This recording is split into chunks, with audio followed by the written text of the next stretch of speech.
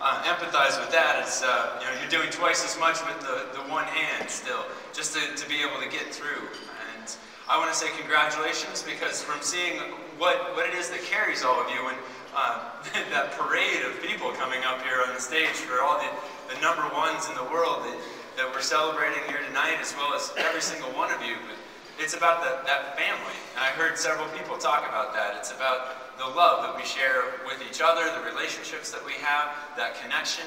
And I will say that that's something very strongly that I've experienced in my life. That what I'm going to talk about and take you through in the next 40 minutes or so, that is really what it's about. You all know me as the guy who cut his arm off out in this canyon. And certainly, yes, that's true. But I might have left something behind that day. I didn't lose anything. I gained. I gained my life back. I gained the greatest sense of happiness.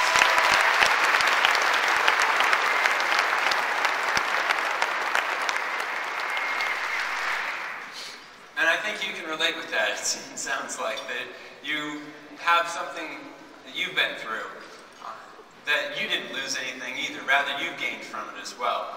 And so I want to go out, take you on a journey, as Rick mentioned, a roller coaster. At first, they were going to have me come out first and talk, and then have the cake and all the award celebration. I was like, well, you might want to think about that a little bit. It's I think people like their cake and then the amputation story. That's Southern Utah for a little while.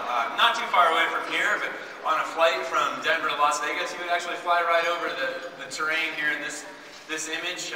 That big yellow band on the top of the photograph, the San Rafael Desert, aka the Robber's Roost. So named because the vigilantes who would chase out the thieves, the bandits, and the Hole in the Rock gang, you'd have Butch Cassidy. They would run out into this part of the southern Utah desert, the canyon country there, to escape those who were looking for them. One of the guys, Blue John Griffith, one of the canyons there, is named for him. He was a henchman in the gang, one of the lesser recognized folks in the gang. He could go in, he was basically the grocery getter, I guess. He'd go into town, nobody would know who he was, he'd buy the supplies, stash them in one of these canyons, and he was honored in such a sense by having this particular canyon system named after him. So Blue John Canyon was my destination on April 26th, 2003, coming up 8 years ago. The springtime being a wonderful time to go out to the desert. You know, beautiful weather, just like it was today here in Las Vegas.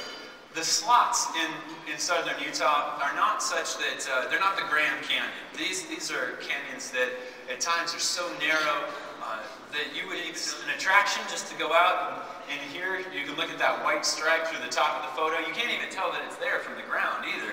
You might be traversing through this country and happen across one, and you'd have to detour for miles in order to get around it because you can't just jump over the gap.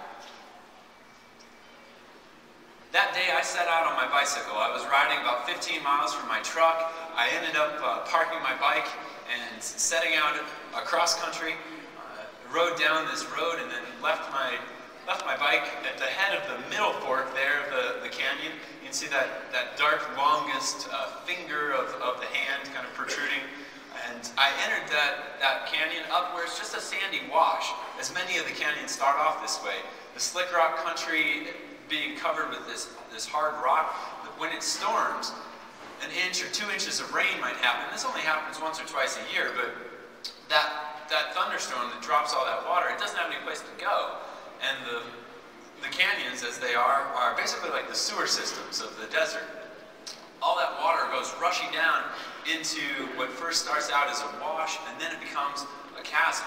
And the floods, as they go down, they're picking up in juniper forest there, and walk down, and all of a sudden I come across these two young women.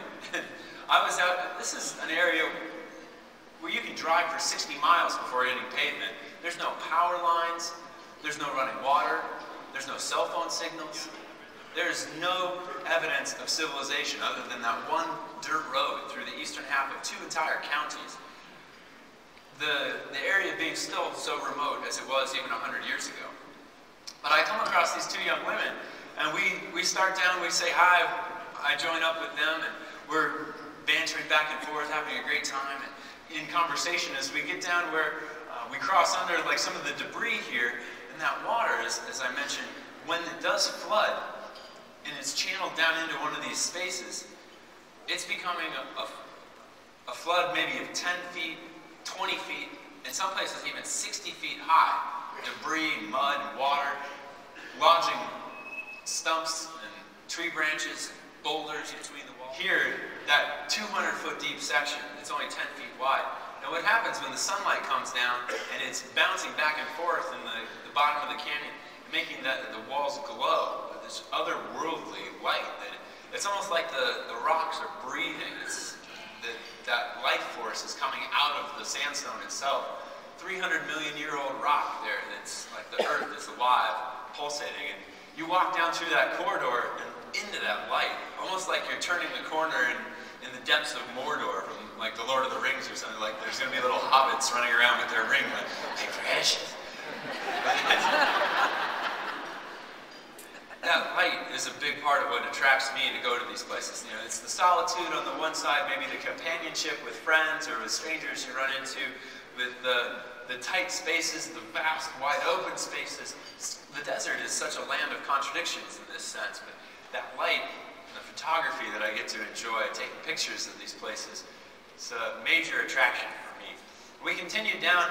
Christy and Megan and I, we find some little raven feathers down in the bottom of the canyon, stick them in our hair. We take some pictures of each other, and they're heading out earlier than I am. They've done a shorter shuttle than me. I did this 15-mile bike ride, and I'm going to hike 15 miles down through the canyon to get back to my truck. And this, for me, is a day off. I mean, compared to some of the other things I was doing at this time in my life, it truly was, this was like a walk in the park, so to speak. For Christy and Megan, they were out on a weekend as well, their day off, and they were headed back. They invited me to come with them, and let's go get some beers, and we'll get some hamburger canyons. So many thousands of years ago. Many of you have probably heard of the Anasazi, the ancient peoples who lived 800 to 1200 years ago. These paintings were actually not made by them, but rather by their ancestors, their predecessors, 5,000 to 6,000 years ago. Some of the oldest evidence of civilization on our entire continent, preserved by the National Park System as a panel, precious as this is, and that panel is an attraction. It was part of the draw to be out there that day. I wanted to go and see this, so I was reluctant to abandon my plans and go off with Megan and Christy. So I continued down, and I put on my headphones, and I'm walking down through the desert here. It's beautiful. It's almost 80 degrees by now. I'm strolling along, listening to my favorite band, Fish, over my headphones, and I'm just bopping along. This is my happy place. I mean, I'm out in the middle of nowhere, and I couldn't be freer. I feel so alive at this moment. And I turn a corner, and we're down now, after that open space again, now into a lower slot. The shadow in the bottom of this image indicates that next slot of the canyon system. The upper slot, as I was with Megan and Christy, and now this next one, starts with a drop-off about 15 feet.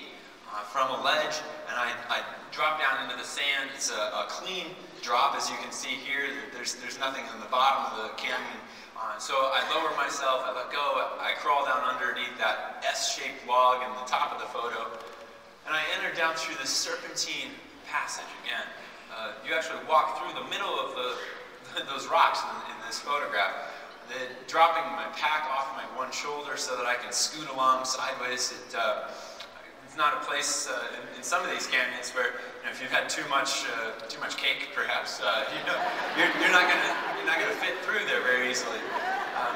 But I come through this part, and another scene stops me. That light once more, reflecting, bouncing back and forth, illuminating the strata of the sandstone, which is gorgeous in its abstraction. Explain this to say, well, what were you doing out there in the first place? Well, this is a big part of it. It's gorgeous. It's another world. I mean,